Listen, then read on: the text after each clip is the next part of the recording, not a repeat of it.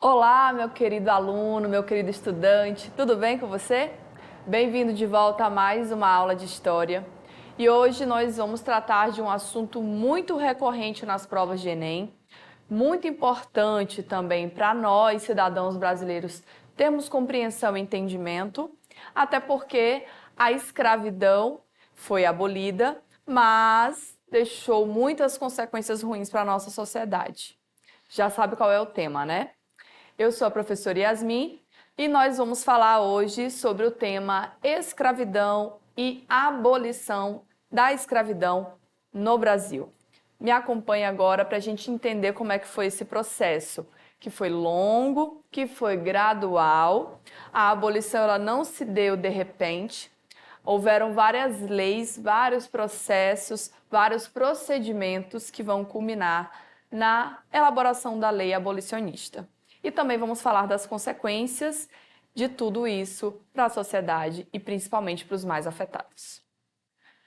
Bom, nós sabemos, né, e vimos em aulas anteriores, que a mão de obra escrava ela foi utilizada no Brasil desde o início, né, da exploração do pau-brasil. Na verdade, desde 1530, porque antes disso haviam trocas, né? Então vamos considerar ali o início da colonização. Então, século XVI, né, 1530 é século XVI. Antes da vinda dos africanos, a mão de obra utilizada era indígena, já foi discutida nas aulas anteriores, mas os povos tradicionais que aqui viviam não possuíam técnica e nem conhecimento quanto ao plantio da cana-de-açúcar. Então, foram trazidas mão de obras lá da África, né, onde já havia o cultivo da cana pelos próprios colonizadores portugueses, e essa mão de obra, ela era considerada mais adequada pelo porte físico, pela resistência física e principalmente pelo conhecimento e técnica com a planta. Então, ao todo, como você está vendo aí, foram cerca de 11 milhões de africanos trazidos de forma forçada, né, para as Américas em todos esses anos, né, mais de 300 anos de escravidão. Tráfico negreiro era o termo utilizado, né, o termo correto, afinal, eles eram trazidos à força e a partir de 1850 esse comércio ele entrou na ilegalidade, então se torna um tráfico. 1,5 milhão de africanos, mais ou menos, né, foram trazidos para cá até os anos 1850. Então, de 1530 ou 1555, né, a gente não tem uma data bem específica, até 1850 foram mais de 1,5 milhão de escravos africanos. Então, as colônias latino-americanas, principalmente o Brasil, né, aboliram por último a escravidão no mundo.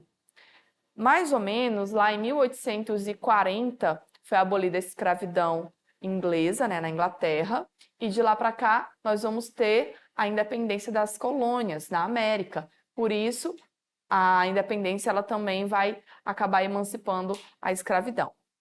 O processo mais complexo e mais, digamos que traumático foi nos Estados Unidos, né, onde houve a Guerra de Secessão entre Norte e Sul, também causada pela questão abolicionista. E no Brasil, praticamente é o último lugar onde vai ter a abolição. Isso vai acontecer em 1888, devido à assinatura da Lei Áurea pela Princesa Isabel. Mas calma lá, não foi a Princesa Isabel que elaborou essa lei, tá? Ela assinou porque ela estava como regente naquela data pela ausência do seu pai, do rei Dom Pedro I, que estava em Portugal. Mas se acalme que a gente vai entender direitinho, tá? Acompanhe esse mapa comigo. Esse é o mapa do tráfico negreiro, de onde saíam, né, os escravos que eram capturados na África e levados para a América. Nós já analisamos alguns desses dados na nossa aula anterior de Brasil Colônia e vimos, né, o quantitativo de escravos que foram trazidos, de pessoas que foram sequestradas, raptadas, compradas para serem trazidas para as Américas. Então, se você perdeu essa aula anterior, né, de Brasil Colônia, a terceira aula de Brasil Colônia, você pode estar procurando a seção dos portais aí e assistindo novamente. Então, vamos entender como que essas pessoas, tanto indígenas quanto africanas, resistiam à escravidão. porque ninguém se entregou, tá? Essa história de que eles aceitaram, isso é conversa. Ninguém aceita uma situação como essa. Os indígenas, assim como os africanos, resistiam por meio de fugas, né, com conflitos com seus algozes. No caso, vamos falar especificamente dos indígenas, né? Conflitos com os colonizadores, o cercamento das aldeias para se proteger, ataques aos engenhos e até alianças com os europeus rivais, que era o caso, por exemplo, dos franceses, né, que se aliaram aos povos tupinambás e se voltaram contra os portugueses. Mas foram expulsos, né, porque o território pertencia a Portugal e não à França. Já os povos africanos, né, os escravos africanos, eles também fugiam, formavam quilombos, né, que eram locais onde os escravos fugitivos se abrigavam e formavam comunidades de autoajuda, rebeliões, assassinatos, suicídios e revoltas organizadas. Já que eu falei em quilombo, vamos falar do mais famoso e do maior quilombo de todos, que é o Quilombo dos Palmares, que você com certeza, né, se lembra, que foi construído ali na região onde hoje é o estado de Alagoas, reuniu mais de 20 mil pessoas e foi um dos maiores símbolos, o maior quilombo, né, e um dos maiores símbolos da resistência à escravidão no Brasil. E em 1694, né, acaba sendo destruído e o seu líder, Quilombo dos Palmares, acaba sendo assassinado em uma emboscada. Bom, a história da escravidão no Brasil ela é muito longa e muito triste. E como eu disse, né, não foi de uma hora para outra que a abolição aconteceu. Então vamos agora conhecer as leis que levaram esse processo para frente. Primeiramente, a gente tem que entender que a Inglaterra teve um papel crucial, importantíssimo nesse processo de abolição. Foram eles que pressionaram o Brasil, né, e outras colônias da América a libertar os escravos, porque eles tinham interesses comerciais. A Inglaterra já havia abolido a escravidão alguns anos antes, em 1840, mais ou menos, né? E estava em pleno desenvolvimento industrial. A Inglaterra desejava vender produtos, mas, como a gente já sabe, né, escravo não tem poder de compra. Escravo não recebe salário, então não vai poder comprar os produtos ingleses. Por isso a pressão para que a mão de obra escrava fosse liberta e essas pessoas ganhassem dinheiro, ganhassem salário e pudessem gastar esse dinheiro com os produtos ingleses. Em 1845, né, a Inglaterra vai lançar a Lei Bill Aberdeen, que é uma proibição ao tráfico negreiro no Atlântico. Essa não foi a única lei, tá? Outras várias leis foram assinadas antes dessa, mas não tinham nenhuma validade porque ninguém respeitava e continuava transitando com os navios lotados de escravos, né? Então, essa lei Bill Aberdeen vai dar direitos militares para que a marinha inglesa aprisione, ataque navios negreiros se for necessário, né? E assim vai diminuir o trânsito desses navios no Atlântico. O processo de abolição também vai contar com o início da mão de obra imigrante, né? Então, vão ser os europeus que vão imigrar para o Brasil, que vão acabar substituindo a mão de obra escrava nas lavouras de café, sobretudo os imigrantes italianos. E depois a gente vai ter a chegada de japoneses e de outras nacionalidades. Não dá para deixar de lado uma das partes mais importantes desse slide aí que a gente está vendo, que é o movimento abolicionista. Então, há um costume de dizer que foi a princesa Isabel que aboliu a escravidão, diminuindo a importância dos próprios escravos, né, que se rebelavam, que se organizavam, que conseguiam apoio de pessoas como, por exemplo, José do Patrocínio, André Rebouças e tantos outros, né, que se destacaram nessa luta. A escravidão ela vai acabar, então, sendo fruto de uma pressão social, tá? Inclusive, minha gente, os abolicionistas, as pessoas que eram abolicionistas e que apoiavam a abolição da escravidão, costumavam ser perseguidas também. Pessoas brancas, não precisava necessariamente ser preto, né, para ser perseguido. E havia um símbolo entre eles, né? Eles usavam a flor de camélia branca na roupa ou plantavam no quintal da casa, que era um símbolo de que ali vivia um abolicionista. E também, né, claro, seria um símbolo de que alguém que estivesse fugindo e precisasse de apoio poderia encontrar ali um abrigo e um apoiador. Bom, vamos entender agora as outras leis que se seguem a essa. Então, no Brasil, por exemplo, né, nós vamos ter algumas leis. Em 1850, vamos ter duas importantíssimas leis aí sendo elaboradas no território brasileiro. Uma delas é a Lei de Terras, que você está vendo bem ao centro aí nesse quadrado. Estabelece a comercialização das terras. Então, a partir dessa lei, que é a Lei de Terras, a propriedade de terras no Brasil, ela vai ser estabelecida como comercial. Então, antes você não podia comprar terras, você recebia, né, doação do rei, da coroa, né, herdava terras. Agora você pode adquirir, pode comprar. Só que essa lei ela é excludente, porque os escravos eles não vão ter acesso à compra de terras, muito menos as pessoas que foram abolidas, né, porque elas não tinham dinheiro suficiente para isso. Então, ela é uma lei excludente. A Lei Eusébio de Queiroz foi uma lei que proibiu a entrada de escravos vindos da África para os portos brasileiros. Essa lei, gente, ela é importantíssima, tá? Mas ela também não vai ser tão pesada com relação à abolição da escravidão, porque o que vai ser proibido aí é a entrada de navios trazendo africanos vindos da África. Lembrando que isso já era proibido, né? Porque a Inglaterra já tinha proibido. Então, vai evitar que entrem novos escravos.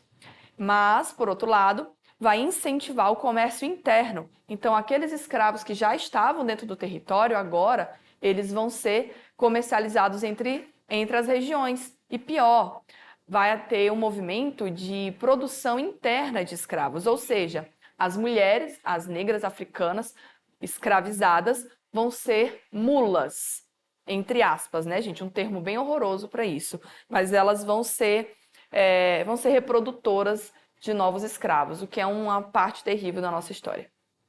Em 1837, vai ser promulgada a Lei da Educação, né? Mas os negros não podem frequentar as escolas. Em 1885, vai ser formulada uma das principais leis, né? Que é a Lei do Sexagenário, também conhecida como Lei Saraiva-Cotegipe. Ela libertava os escravos que tinham mais de 60 anos de idade. E antes dessa lei, uma outra, que também, se a gente for analisar, é quase que inútil, né? Como essa, era a Lei do Ventre Livre, em 1871, que libertava todos os bebês que nascessem dali por diante. Tá, mas por que essas duas leis são praticamente inúteis? Porque a expectativa de vida, gente, de um escravo não era de 65 anos, não era de 60 anos. Então, aquela pessoa já estava no fim da vida, né?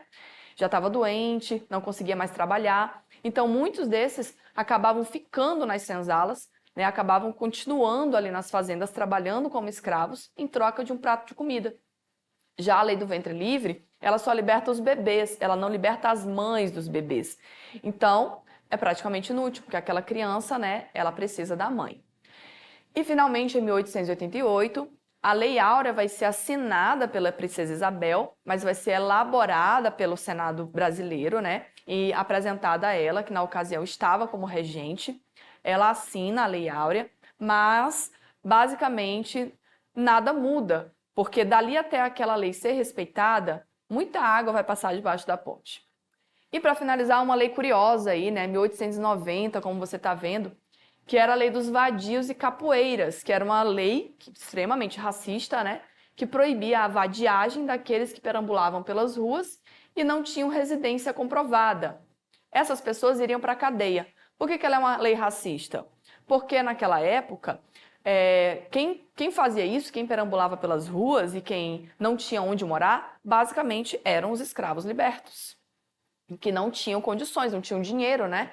Quando eles foram libertos, eles não receberam nenhum tipo de amparo, nenhum tipo de assistência, nenhuma política de inclusão foi elaborada, como você pode ver aqui. A não criação de políticas de integração social vão provocar, claro, né, como consequência dessa abolição, que não foi tão bem planejada, né, a desigualdade racial, o desemprego e o subemprego, porque essas pessoas não vão ter o respeito e vão ser colocadas nas piores atividades, o racismo estrutural, que nós vivenciamos até hoje na nossa sociedade, a marginalização, né, que vivem à margem da sociedade, e os estigmas, né, como, por exemplo, que Pessoas de pele negra não são confiáveis, que era o que aquelas leis que você está vendo anteriormente mostravam. Não podiam perambular na rua porque eram confundidos com ladrões. Enfim, de lá para cá, né, muitos estigmas se mantiveram. E a permanência nas mesmas condições, como eu citei também no caso das pessoas idosas que preferiam ficar na senzala porque tinham onde morar, né, tinham um teto para se abrigar, certo? Então, temos muito a falar, esse tema é muito grande, né? Mas como nós temos pouco tempo, agora a gente vai direto para as nossas questões de Enem. Acompanha só. Essa é uma questão recente, né, do Enem de 2021, e ela tem uma imagem. Se você analisar bem, embaixo da imagem tem aí uma referência, que é sobre o lixo. A limpeza urbana através do tempo, né? Então, nós temos um conjunto de pessoas escravas, né? E atrás tem um capataz, que estão carregando na cabeça alguma coisa, né? Uns tonéis aí com alguma coisa dentro. A ação representada na imagem e descrita no texto evidencia uma prática do cotidiano nas cidades do Brasil no século XVIII e XIX. Perceba que a gente já foi direto para o enunciado, né? É aquela técnica. E agora que ele necessariamente está falando do texto, vamos lá ao texto. Texto 2. A repugnante tarefa de carregar lixo e os dejetos das casas para as praças e praias era geralmente destinada ao único escravo da família, ou ao de menor status ou valor. Todas as noites, depois das 10 horas, os escravos conhecidos popularmente como tigres levavam tubos ou barris de excremento e lixo para as ruas do rio.